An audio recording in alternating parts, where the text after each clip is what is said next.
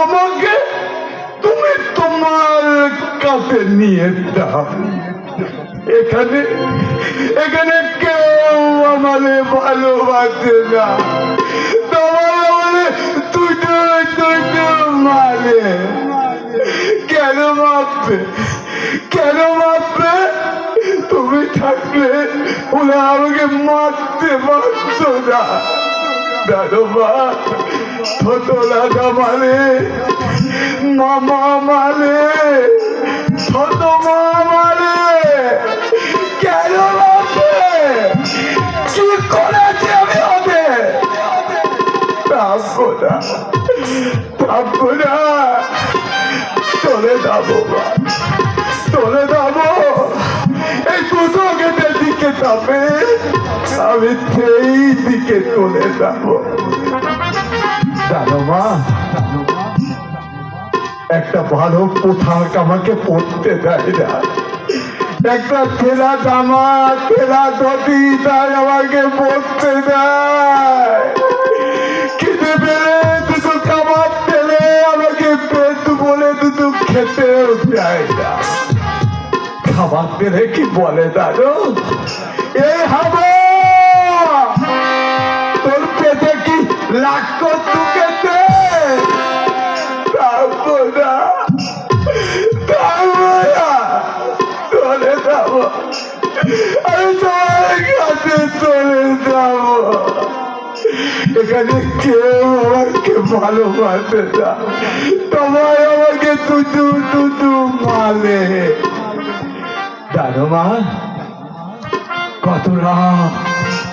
কত মাকে আমি ঘুমাইনি, সে খবর কেউ রাখে না।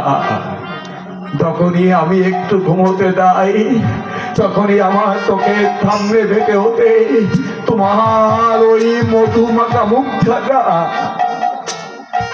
তাই আমি কি বলি জানো মা, মধুর আমার মায়ের হাতি, তাদের মুখে ধরে মাকে মনে পড়ে আমার, মাকে মনে পড়ে।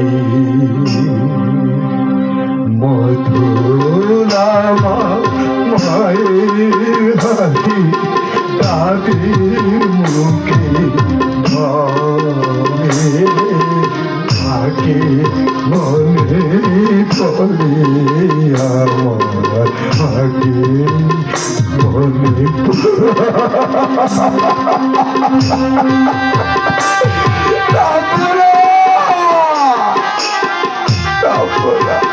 কেন থাকবো? মার গেছে।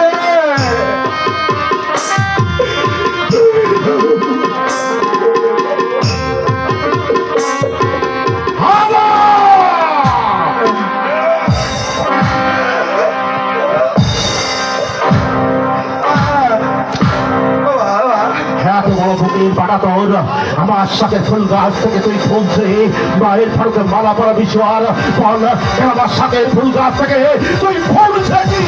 বাবা বাবা বাবা বলেছে ফুল ছিটতে তাই না?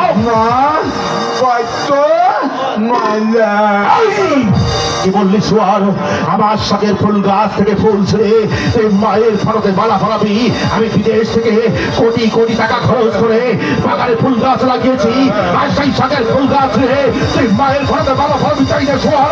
আচ্ছা পাচ্ছি পাচ্ছি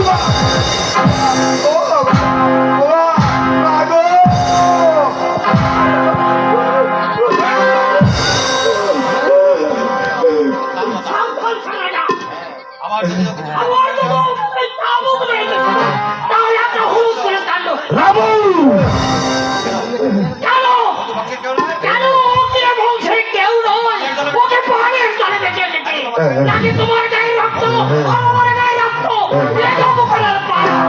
তুই কিন্তু আমার ধৈর্যের পরীক্ষা নিচ্ছিস ছোট লোক। এতই যখন দলত ওই জানোয়ারটার হাতে পায়ে সেকল দিয়ে বেঁধে রাখবি। একটা কথা বলে রাখিস, এবার সেদিন ওই শুয়ারটাকে ধরবো, দেখবো 50,000 মাটি নিচে ফেলে ফেলবো। তুই মনে কর থাকিস ছোট লোক, ওকে শিকড় নিরূপে দাঁড় করিয়ে এই সম্পত্তি ভাগ করবি, তবে সেটা তো আকাশ সংকল্প না।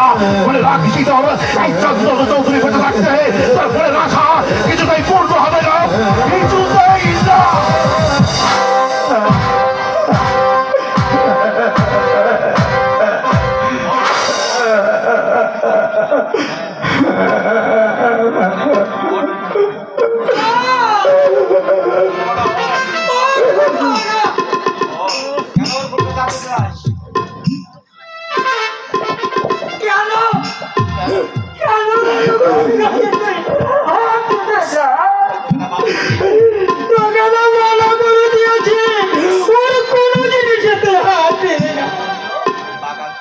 বাবা বাবা বলল যা হাবা ওই বাগান থেকে ফুল তুলে আয়।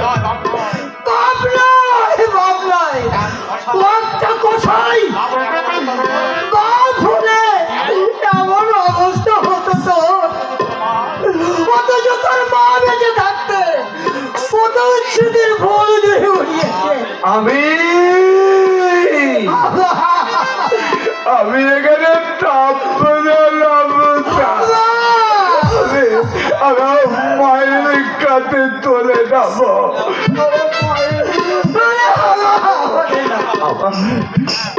আমার বাবা নেই, আমার মা নেই, আমি মাটি বলে জন্মেছি। আমাকে সবাই থুতু থুতু বলে, কি করে দিই, কেন কেন বলে আমাকে এমনি করে মারবে?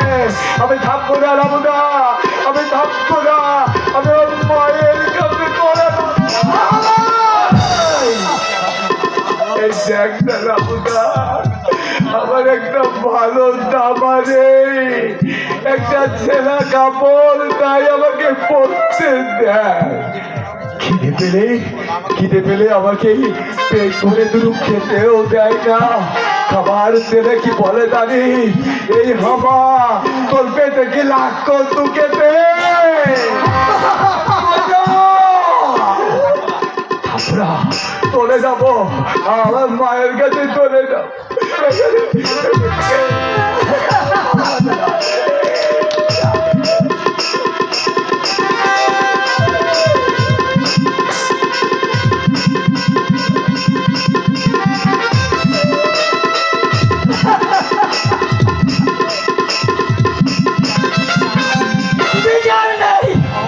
ভগবানের বিচার নেই, নইলে যে ছেলে সোনার চামচ মুখে নিয়ে জন্মে আজ তার এমন দুর্দশা হবে কেন? কিন্তু আবার বিয়ে করলে মানুষ যে এমন পছন্দ হয়, এই আমি প্রথম দেখলাম, প্রথম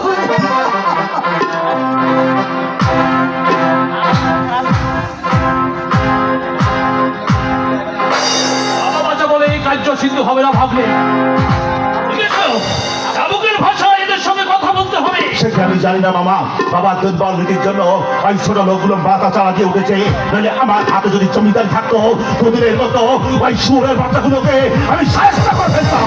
এদিকে বলেছি তোমার বিয়ের পরেই এই বিশাল সম্পত্তি দেখাশোনার দায়িত্ব তোমার হাতেই পড়বে। মামা মামা এই বাড়ি নাকি? হ্যাঁ, ডাকো ডাকো ওই সুরের বাচ্চাটাকে, দেখি কত তেল হয়েছে হারামজাদা।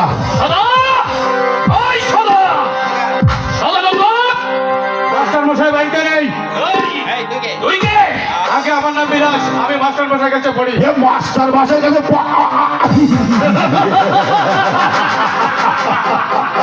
এই সারা নাকি মাস্টার বাজারের কাছে পড়ে, গরিবের আবার ঘোড়া রোগ।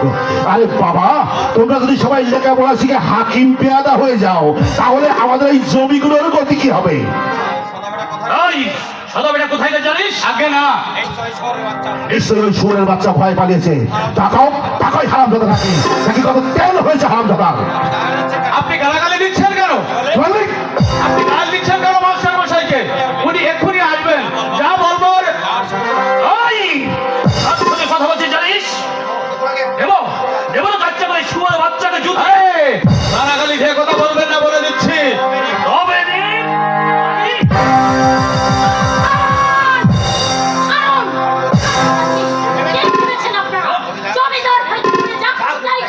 বড় যে লম্বা লম্বা বুলি দিতে শিখেছ, তুমি জানো আমি কে? আপনাকে চেনার দুর্ভাগ্য এখন আমার হয়নি, তবে মুখের ভাষা শুনে মনে হচ্ছে আপনি কোনো পাত্র সন্তান নন। একেবারেই ঠিক কথা বলেছেন দিদি। কি বললেন? বললি নাই তো, বলুন কি বললেন? অভদ্রের মতো ব্যবহার করলে কান ধরে ভদ্রতা শিখিয়ে দেবো। ওকে তুমি চুপ করতে বলো বাবা, ওকে তুমি চুপ করতে বলো, নইলে এই আসক্ত মেয়েছেলেটাকে আমি এমন শিক্ষা দেবো। হ্যাঁ, শিক্ষা দেবো, কারণ তোমার মতো একটা বদমাইশের মেয়ে মানুষকে মানুষ নাই তো, বলো ভদ্র মহিলা। আমি একটা দুপে জানোয়ার। তবে রে শয়তানি, আমি একটা তোপে জানোয়ার। একটা কথা বলে রাখি শয়তানি, আমার নাম হচ্ছে চন্দন চৌধুরী। এই চন্দন চৌধুরী নামে পাকে করুতে এক ধরে জল খায়, তার সামনে দাঁড়িয়ে তুই আজ তোর মুখে আমি জুতো না মেরেছি। আমার নাম চন্দন চৌধুরী না। আমিও দেখতে চাই কোন হাত দিয়ে তুমি আমাকে জুতো মারো।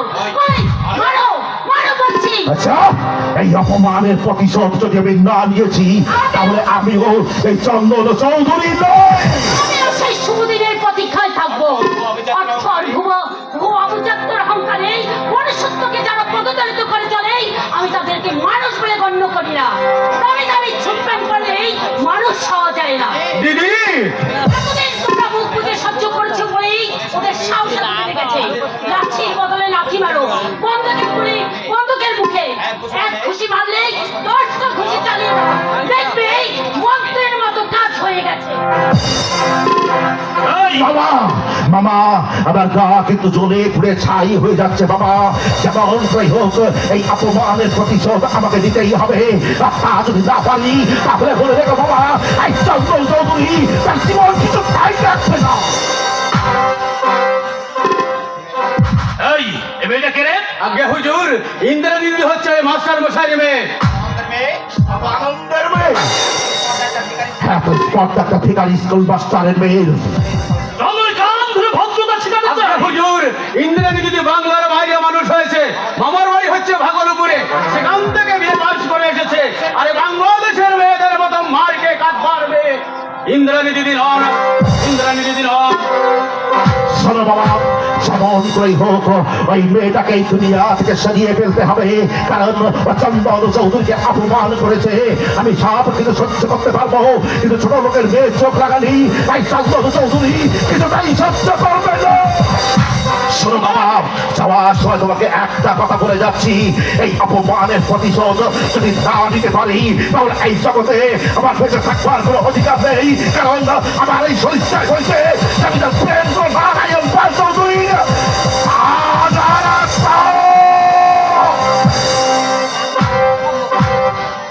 চলবেই তো।